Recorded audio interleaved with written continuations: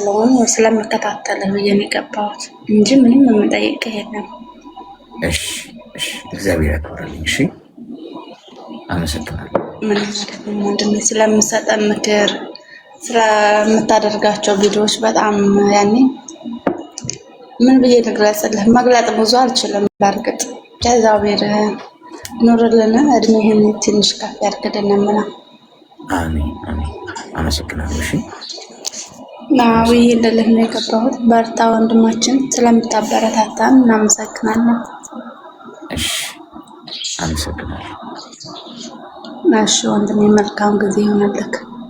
መልካም ጊዜ። ትዕግስታችሁ ግን ወዴት ነች?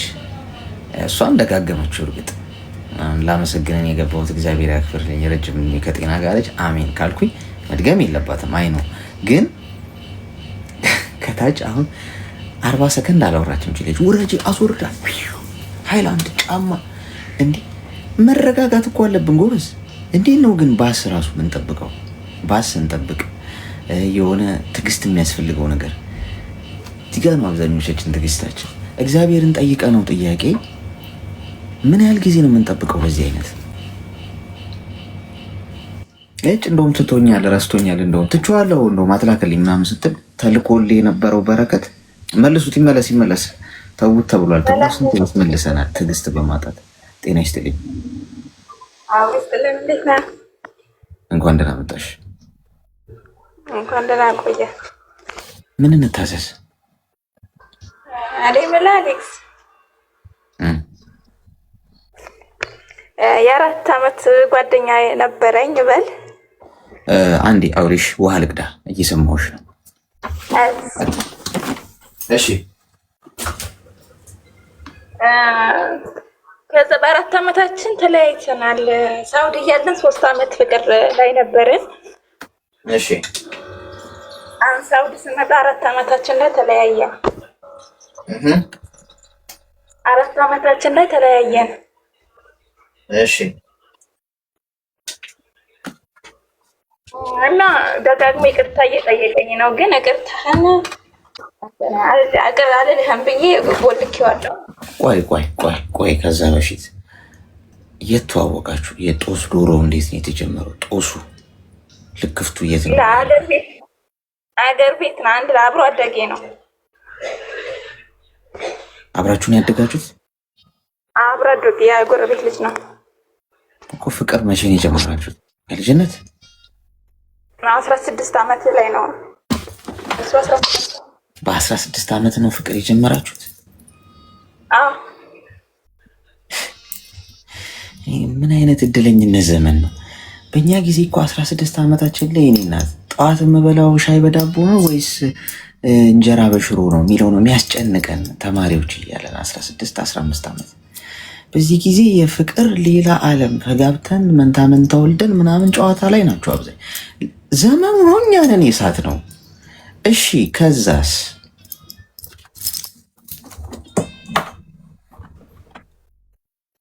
ከዛ በቃ ማለት በቃ እንደ ቅድም ያኔ ፍቅር ላይ ሆነ 3 ዓመት ሆነን። እኔ ደግሞ እዚህ ከመጣሁ 2 ዓመት ከ6 ወሬ ነው። ግን በ4ኛ ዓመታችን ነው የተለያየ ነው። ያኔ ክስተት ሲያደርግ ደጋግሞ ክስተት ሲያደርግብኝ ቦለኩት ማለት ነው። ምን ሲያደርግ?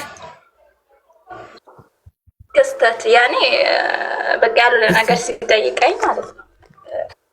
ቦለኩት ያኔ ዝም ብሎ የሆነ ነገር ጎሎኛል እና ብር እንደምታበድርኝ አለኝ። እኔ ብር ጠየቀ። ለአንተ ማድረግ አልችልም። አይዋ ከዛ ማድረግ አልችልም። ወንድሜን ጠይቅና ወይ እንደሚያበድርክ ፋሚሊዎች ይጠይቅ። ምን ያህል ብር ጠየቀሽ? የተወሰሹ ኋላ በድርህም አልኩት። ምን ያህል ጠየቀ? ይሄን አክል አላለኝ። ደስ ያለሽን አበድሪኝ ነው ያለኝ። እመልስልሻለሁ ሰርቼ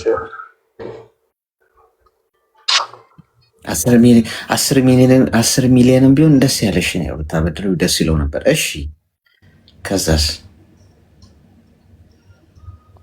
በቃ ቦልኩት ማለት ነው። ያኔ በቃ አላወራሁትም። ከዛ ነው ወዲህ በቃ ዘጋሁት ነው። ከዛ ለጓደኞቼ አይ ፍተሻም ሊሆን ይችላል። ዝም በይ ምናምን አላ እኔ እንደዚህ ብሎን እኮ ያቅም የሌለ ጸባይ ነው ያመጣው። እንደዚህ እዚህ ሀገር ስመጣ የሌለ ጸባይ ነው የታብኝ አልኳቸው። እሺ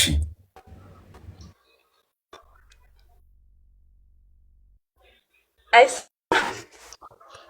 ይሰማል። የኔ ነው የሷ ነው የሚቆራረጠው? የሌለ ጸባይ ተቀየረብኝ እና ቀጥታ ደግሞ ደውሎ በጣም ጓደኞች ስልክ ተቀብሎ ምናምን ቁጥር ደስ ነው። ከዛ በቃ ይቅርታ እየጠየቀኝ ነው። ቀጥታ ደውሎ በቃ ማለት አልነበረብኝ ይቅርታ አርግልኝ እያለኝ ማለት ነው። እሺ እኔ ማለት ቤተሰብ ልላክ ምናምን ቤተሰብ ላስተዋውቅ እንደውም አሁን በ16 ዓመት እንደው 22 ዓመት ሆኖኛል ሰኔ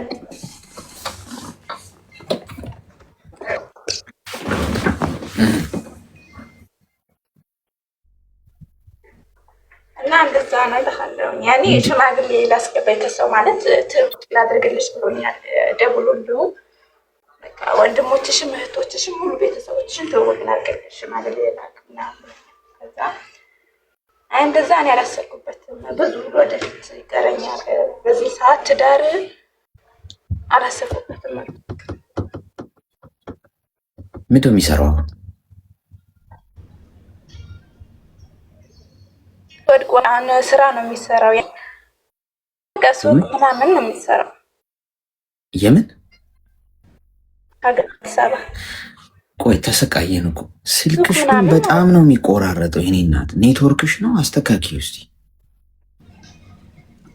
ሸበካ ይሆናል እኮ። አዎ እየተቆራረጠ ነው። ወይ ቦታ ቀይሪ እስቲ። ይሄ አሁን ይሰማል። ምንድን ነው የሚሰራው አልሽኝ? ሱቅ ነው የሚሰራው። የራሱ ሱቅ አላ ይከፈለዋል ነው በራሱ ሳይሆን ይከፈለዋል። ታፈቅረዋለሽ? ማለት ግን እምቢ ብሎኛል። ያኔ ከሱ መጀመሪያ ፍቅረኛ ስለሆነ ሌላ ወንድ ሲመጣ በቃ ምንም ከሱ ውጪ በቃ እሺ አላለኝም። ምኑ ነው የወደድሽለት? ምኑን ያፈቀርሽ? ያኔ በቃ የልጅነት ፍቅረኛ ስለሆነ በቃ ልረሳው አልቻልኩም። ግን በቦልካውም ይቅርታ አላደረግልህም ብለውም በቃ እድሜሽ ምን ያህል? 22 ዓመቴ ነው አለ። እሺ እሚዩት አድርጊ እስቲ። ቃሪያ በሚጥሚጣ ሰናፍጭ ጣል ጣል ያለበትን ትንሽ በስሱ ዳጣም የተጨመረበትን መርፌ አቀብለኛው እዛ ከላይ ያለው እሱ ነው። እሱን ትወጋለች። ትንሽ ሊያስነጥስሽ ይችላል፣ ትኩሳት ሊለቅብሽ ይችላል፣ ግን በላብ ይወጣልሻል። ሽፍንፍን ብለሽ ተኝ ከተወጋሽ በኋላ። እሺ አንደኛ በ16 ዓመትሽ የምን ቅብጠት ነው ፍቅረኛ ብሎ መያዝ? እኔ በ16 ዓመቴ እንኳን እንደዚህ አይነት እሳቤ ሊመጣልኝ የኔ ናት። ትምህርት ቤት ሲሄድ ከትምህርት ቤት መልስ ምሳ ምንድነው ቤት ውስጥ የሚሰራው ምናምን የተለየ ስፔሻል ምናምን በየአይነት ምናምን ይኖረዋል ወይስ የተለመደው ነው አይነት እሳቤ የልጅነት ገብቶሻል? ስለምንበላው ስለምንለብሰው ምናምን የሚያስጨንቀን ጊዜ ነው፣ ልጅነት ነው እንጂ ይሄ ፍቅር ሴት ወንድ ምናምን መፋቀር ተጋብተን ምናምን አይዲያው ላይ የለም። ሰዎች ተቃቅፈው ምናምን ሲሄዱ እንኳን ካየን በጣም ነው ሰርፕራይዝ የምንሆነው። ወንድና ሴት አያፍሩም እንዴ እነዚህ የምንልበት ነው። ያው የዘጠናዎቹ ጊዜ ያኔም በጣም ዋይዝ የሆነ ዘመንም ስለነበረ ገብቶሻል፣ የተረጋጋ ዘመንም ስለሆነ። በአሁን ዘመኑ አብዷል፣ ሰውም አብዷል። አሁን በ15 ዓመቷ በ12 ዓመቱ ፍቅረኛ አለው ቤቢ እንዴት ነው ቦይፍሬንድ ምናምን የሚባባሉበት ማለት ነው። በ16 ዓመትሽ ምን ቅብጠት ነው? አላደግሽም እኮ አንቺ እኮ ገና እኮ ለአቅመ ሔዋን እንኳን አልደረሽ። ገብቶሻል? 18 እንኳን ሆነሽ ቢሆን ኦኬ። ስህተት ነበረ ከጅምሩ ማለት ነው። ገብቶሻል? ይህንን ትረጁ ነው ከስር መሰረቱ ምነግርሽ። ሁለተኛ ሰውየው ከአንቺ ገንዘብ ፈለገ። እና ገንዘብ አበድሪኝ አለሽ። አንቺ የብድር አገልግሎት ሰጪ አይደለሽ፣ ግን ውጪ ነው ያለሽው። ገንዘቡን የምታፍሽው ነው የሚመስለው። አላበድር ምናምን ብለሽ ብሎክ ስታረጊው ምን አረገ? በይቅርታ ቀጭን በይቅርታ በምትባል ቀዳዳ መጣብሽ የሚፈልገውን ለማግኘት ገብቶሻል። እሱ አይደለም አስገራሚው ነገር። ሽማግሌ እንላክ እያለሽ ያለው ወይም ሽማግሌ ልላክ እያለሽ ያለው አፍቅሮሽ ወይ በቃ ሊያገባሽ ፈልጎ የምር ትዳር ከአንቺ ጋር ፈልጎ አይደለም። ሽማግሌ ልኮ ከተፈቀደለትና ሚስት ነሽ ከዚህ በኋላ ፈቅደንለታል ከተባለ በኋላ ገንዘብሽን ይገፍሻል፣ ቆዳሽን ይገፍልሻል። በዛ መንገድ አገኛለሁ ብሎ ነው ያሰበው። ገብቶሻል። ትክክለኛ ወንድ ከሆነ አንቺን የምር ለትዳር ከሆነ የሚፈልግሽ ስራ ስሪ፣ የስራ ገንዘብ ሴቭ ያርግ። ነገ ባል ሊሆን ነው፣ ራሱን ለዛ ማዘጋጀት አለበት። ሰርቶ ገንዘብ ወንድ ልጅ ሰርቶ ገንዘብ ማግኘት አለበት። ጓድ ምንም ስራ ክቡር ነው እዚህ ምድር ላይ። አትስረቅ እንጂ ዝቅ ብለህ ሊስትሮም ስራ፣ ሱቅ በደረቴም ስራ፣ ምንም ሰው ቤትም ተቀጥረ ስራ፣ ሹፌርም ሁን፣ ፓይለትም ሁን፣ ዶክተርም ሁን፣ የቱም ስራ ሰርተህ ጥረ ግረ ብላ የተባለለት ማንኛውም ስራ የተከበረ ነው። ዝቅ ብለን ብትሰራ ከፍ ትላለህ፣ የጊዜ ጉዳይ ነው። ከፍ ብለን ብትጀምር ያው ከፍ ትላለህ፣ ምንም ችግር የለው። ሰርቶ እየሰራ እየጣረ ይሄ ልጅ ቢሆን ይሄ ልጅ ነገ ባሌ ይሆናል ማለት ነው። እውነትም ጥረት አለው፣ ልፋት አለው፣ እውነትም በወራ መሆን ይችላል ብለሽ ታስቢያለሽ። ገና ለገና ከአንቺ ካልኩሌሽን ሰርቶ እመልሻለሁ ብድር ላኪልኝ ምናምን እግርና እጅ እያለው ማለት ነው። አባቱን አይጠይቅም እንዴ? እናቱን አይጠይቅም እንዴ? አንቺ ምን ሆነሽ? አባቱ ነሽ? መቼ አግብቶሽ? ገና ለገና አረብ ሀገር ስለሄድሽና ገንዘብ እጅሽ ላይ ይኖርሻል ብሎ ስላሰበ ኢዚሊ ታገኘዋለሽ ብሎ ስላሰበ ሂሳብ ሰርቶ መጣ ማለት ነው። ስለዚህ አስቢ፣ አስተውይ። ጊዜው አይደለም 21 ዓመትሽ። በዚህ ጊዜ ስለ ፍቅር ስለ ፍቅረኝነት ምናምን የምትጃጃይበት እድሜ አይደለም። ያለሽው ሰው ሀገር ስደት ራሱን የቻለ ጫና አለው፣ ጭንቀት አለው። በቃ ቶፒኩን ለምን አትዘጊው? ፍቅረኝነት ምናምን የሚለውን ይሄን ጊዜ ትዘጊውና 25 26 ዓመት የዛሬ 5 ዓመት ምናምን ታስቢበታለች። ችግር የለውም። አሁን ፎከስ ለውጥሽ ላይ የመጣሽበት ጉዳይ ላይ ገንዘብ አንድ ሰው አንድ ነገር ላይ ነው ማተኮር ያለበት። ትኩረት ያደረጋችሁበት ነገር ያድጋል። 99 ቦታ እንዴት ሰው ትኩረት ሊያደርግ ይችላል? ቦይፍሬንድም ኖሮች ስደትም ላይ ሆነሽ የቱ ላይ ትኩረት ልታደርጊ ነው? ገና ለገና ቦይፍሬንድን ለማስደሰት ብለሽ እሱን ለማውራት እሱን ማባበል የኔ ጌታ እባክህ ማለት ነው ወይ ስደት ላይ ያለሽበትን ጫናና መከራ ተቋቁመሽ ለመለወጥ መሞከር? ስንት ጫና ይቀበላል ጭንቅላታችን። አንድ ነገር ብቻ አድርጉ በአንድ ጊዜ። እሱ ተሰዳችሁ ሰው ሀገር ከሆነ ያላችሁት በቃ እሱ ላይ ብቻ። ሌላው ደግሞ በሂደት ይቀጥላል። በቃኝ ብለሽ ሀገር ስትገቢ ነገር ወይም ከዚህ ከስደት ውስጥ ስትለወጪ ያኔ ደግሞ ኦኬ ደግሞ ህይወትን ትዳር ላይ ያዝን የሚለው ላይ አንድ ደግሞ ፎከስ ታደርጊያለሽ። ዛሬ በዚህ መልኩ አስቢው። ተግባባን? አትጃጃይ ማለት በቃ ይጎትትሻል ወደኋላ 10 እየሄደ እየመጣ ማለት ነው። ተግባባን? እሺ ወንድሜ፣ እኔ እኮ ብዬዋለሁ መጀመሪያ ስራ መስራት አለብህ። ያኔ አንተ ችግር አለ እኮ ፈጣሪ ሰጠህ ሙሉ ጤንነት አለህ፣ ለምን አትሰራም ብዬዋለሁ። ስራ ራሱ ያስጀመርኩት እኔ ነኝ። ያኔ ጓደኞቹን ጠይቄ ምናምን ለምንድን ነው ስራ የማይሰራው ምናምን ብሎ እድሜው ምን ያህል? 12 የእሱ እድሜ እሱም ገና ነው 2 ዓመት ልዩነት። ያኔ ከኔ ከሱ 2 ዓመት ልዩነት አለ። 2 ዓመት ምን ይበልጥሽ? 2 ዓመት አንቺ 22 ከሆንሽ እሱ 24 ነው። ይደግሽ መጀመሪያ ይብሰል 30 ዓመት ይሙላው። እሺ ያኔ አይተሽው እንግዲህ ከሆነ ታስቢበታለሽ። እሺ አንቺ መደጊ እሱም ይደግ። እሺ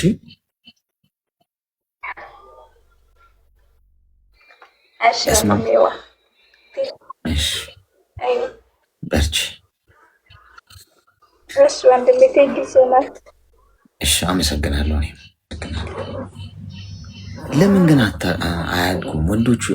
ልታሳድጓቸው አሁን የ24 ዓመት ልጅ ነው። እንዴት ነው ሊያኖርሽ የሚችለው? እድሜው እኔ ከ30 ዓመት በታች ያለ ወንድ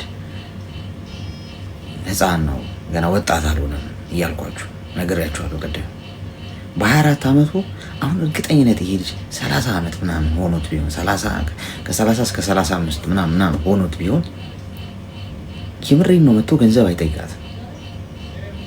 ውርደት እንደሆነ ያስባል፣ ወይም ወንድነቱን እንደሚያጣው ነው የሚያስበው። ማስተዋሉ ግን የለም። ገብቶሻል? ህፃን ልጅ ነው። የእናቴ መቀነታ አደናቀፈኝ የሚል ነው ህይወት ውስጥ ቻሌንጅ ሲያጋጥመው። ገብቶሻል? ከ30 ዓመት በታች የሆናቸውን ወንዶች እደጉና እንጋባልን። ያኔ እዛ ስደርስ እስከዛ ወጠረ ስራ በዩ እውነት እግዚአብሔር ጤና ይስጥልኝ። ምን እንታዘዝ? እኔ ምክር ፈልጌ ነው። ተዳክመሻል። እንዴት ነው? በጣም የተጎዳሽ ሊመስለው። እስቲ ቀና በይ እና እንደዚህ ደገፍ ብለሽ ድምፅሽን ጠረግ አድርጊውና ንገሪኝ እስቲ። ምን እንታዘዝ? ያው እኔ አሁን አንድ ምክር ስላስፈለገኝ ነው።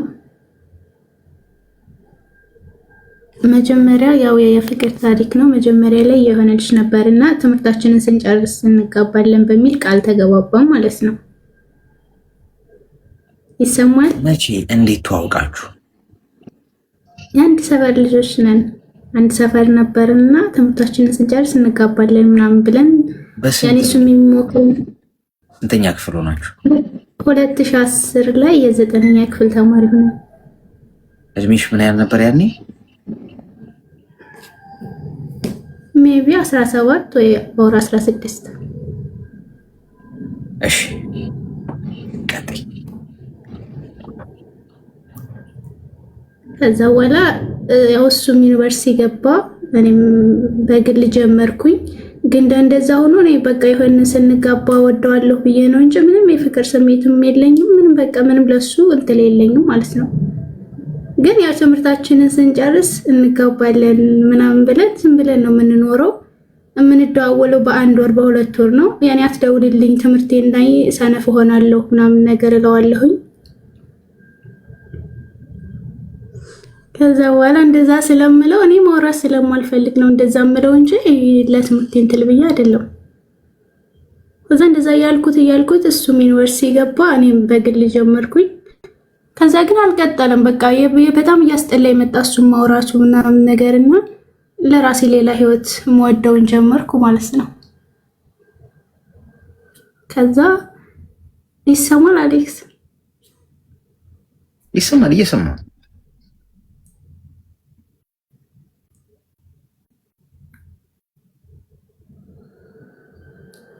አይሰማም?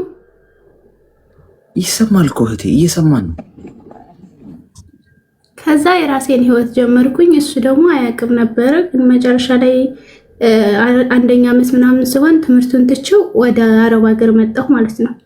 ከዛ ስመጣ እኔ አልፈልግም ምናምን በቃ ምንም ህይወት አልፈልግም ምናምን ብዬ እሱን ተውኩትና ሌላ ህይወት ጀመርኩኝ። ቤተሰብ አስተዋወቅኩኝ። ሌላ ህይወት የጀመርሽው እንዴት ነው? እሱስ እንዴት ተዋወቃችሁ? ግቢ በነበርኩ ሰዓት ካምፓስ ውስጥ። እንዴት ተዋወቃችሁ? ተዋወቅን። የአንድ ሀገር ሰዎች ነበርን። ያ ትንሽ እንራረጋለን። በዛ ጀማዓ ምናምን የሚባል ነገር አለ። ላስጠናሽ ምናምን በሚል ጦስ ነው። በቃ ጀማዓ በሚለው ነገር ተግባባንና እሺ በዛ አረብ ሀገር መጣሁኝ። እሱም ተመረቀ፣ ስራ ያዘ። እኔም ዝኔ ቤተሰብ አስተዋወቅን። ከዛ በኋላ ያንኛውን በቃ አልፈልግም አልኩት። ግን በቃ ያኔ ይጸጽተኛል እሱን በመተው እንደዛ ያን ያክል እድሜውን በማባከኔ ምናምን ሁሌም በቃ ይጸጽተኛል። እዚህ ጋር በተጣላሁ ቁጥር እሱ ጋር ደውዬ አለቅሳለሁ ማለት ነው። ያም ደግሞ በቃ አብሽሪ ምናምን ነገር ይለኛል። ከዚህ ጋር ተጣልቼ ነው ምናምን ነገር ብዬ እነግረዋለሁኝ። በቃ ለቅሶዬንም ይረዳኛል። አብሽሪ ምናምን ችግር የለውም ይለኛል። እሱም የራሱን ህይወት አልጀመረም እና በቃ ይሄኛው አሁን ቤተሰብ አስተዋውቂያለሁ፣ ግን እወደዋለሁ፣ ግን ደግሞ አንስማማም። ግራ ገባኝ። የዛኛውም ደግሞ ይጸጽተኛል። እንዴት ነው ያን ያክል እድሜውን አባክኜ የሚሰማኝም እሱ ነው። በጣም ይሰማኛል። በቃ ምንም ነገር አሁን እዚህ ራሱ እንትን ስል ሲደብረኝ ምናምን እሱ ጋር ነው የምደውለው ስለሚሰማኝ ማለት ነው። ሁሉን ነገር ተረድቶ መፍትሄ ስለሚሰጠኝ ማለት ነው። እና ግራ ገባኝ። ይሄንኛውን አልተው አሁን ቤተሰብ አስተዋውቂያለሁኝ። ግራ ገባኝ። የካምፓሱ ልጅ ጋር ያላችሁ ምንድነው ችግሩ ምንድነው? በቃ ያን እንጣላለን። ስራ አለ የራሱ ስራ ግን ልምጣ ወደዚህ ነው የሚለው ስራውን ትቶ ማለት ነው ሳይጅኝ። እኔ ደግሞ አልወስድም ነው የሚለው። ምንድነው ስራው? እኔ ማስተማር ነው። መምህር ነው? አዎ። አንቺ የት ነሽ? እኔ ሳውዲ። እሺ ሚዩት አድርጊ እስቲ።